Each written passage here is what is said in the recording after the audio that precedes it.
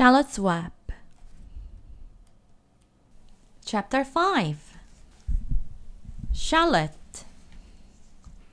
Stretched across the upper part of the doorway was a big spider web, and hanging from the top of the web, head down, was a large gray spider. She was about the size of a gumdrop. She had 8 legs, and she was waving one of them at Wilbur in friendly greeting. "See me now?" she asked. "Oh, yes, indeed," said Wilbur. "Yes, indeed. How are you? Good morning. Salutations. Very pleased to meet you. What is your name, please? May I have your name?" "My name," said the spider, "is Charlotte." "Charlotte what?" asked Wilbur eagerly. "Charlotte A. Kvatica, but just call me Charlotte." "I think you're beautiful," said Wilbur. "Well, I am pretty," replied Charlotte. "There's no denying that. Almost all spiders are rather nice looking. I'm not as flashy as some, but I'll do. I wish I could see you, Wilbur, as clearly as you can see me." "Why can't you?" asked the pig. "I'm right here." "Yes, but I'm nearsighted," replied Charlotte. "I've always been dreadfully nearsighted. It's good in some ways, not so good in others. Watch me wrap up this fly." A fly that had been crawling along Wilbur's trough had flown up and blundered into the lower part of Charlotte's web, and was tangled in the sticky threads. The fly was beating its wings furiously, trying to break loose and free itself. "First," said Charlotte, "I dive at him." She plunged headfirst toward the fly. As she dropped, a tiny silken thread unwound from her rear end. "Next, I wrap him up." She grabbed the fly, threw a few jets of silk around it, and rolled it over and over, wrapping it so that it couldn't move. Wilbur watched in horror.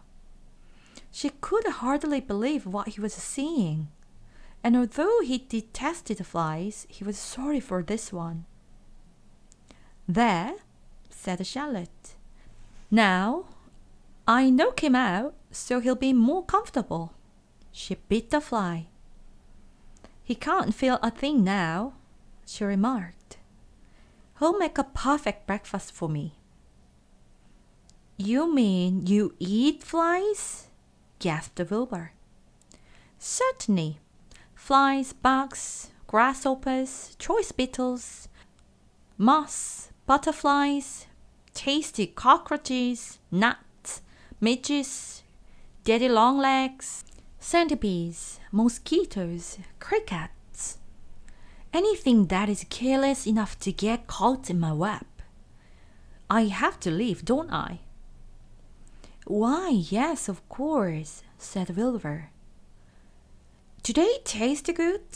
"Delicious, of course. I don't really eat them. I drink them. Drink their blood. I love blood," said Charlotte, and her pleasant, thin voice grew even thinner and more pleasant. "Don't say that," groaned Wilbur. "Please don't say things like that." "Why not? It's true. And I have to say what is true. I'm not entirely happy about my diet of flies and bugs, but it's the way I'm made. A spider has to pick up a living somehow or other, and I happen to be a trapper. I just naturally build a web and trap flies and other insects. My mother was a trapper before me. Her mother was a trapper before her. All our family have been trappers. Way back for thousands and thousands of years, we spiders have been lying for flies and bugs." "It's a miserable inheritance," said Wilbur gloomily. He was sad because his new friend was so bloodthirsty. Yes, it is, agreed Charlotte, but I can't help it. I don't know how the first spider in early days of the world happened to think up this fancy idea of spinning a web, but she did, and it was clever of her too. And since then, all of us spiders have had the same trick. It's not a bad pitch, on the whole. It's cruel, replied Wilbur, who did not intend to be argued out of his position. Well, you can talk, said Charlotte. You have your meals brought to you in a pail. Nobody feeds me. I have to get my own living. I live my own wit. I have to be sharp and clever, lest I go hungry. I have to think things out, catch what I can, take what comes. And it just so happens, my friend, that what comes is flies and insects and bugs. And furthermore, said Charlotte, shaking one of her legs, do you realize that if I didn't catch bugs and eat them, bugs would increase and multiply and get so numerous that they'd destroy the earth, wipe out everything? Really? Said Wilbur. I wouldn't want that to happen. Perhaps your web is a good thing after all.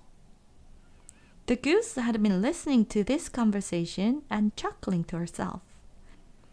There are a lot of things Wilbur doesn't know about life, she thought.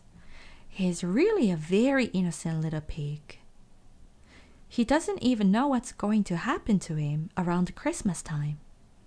He has no idea that Mr. Zuckerman and Lurvy are plotting to kill him.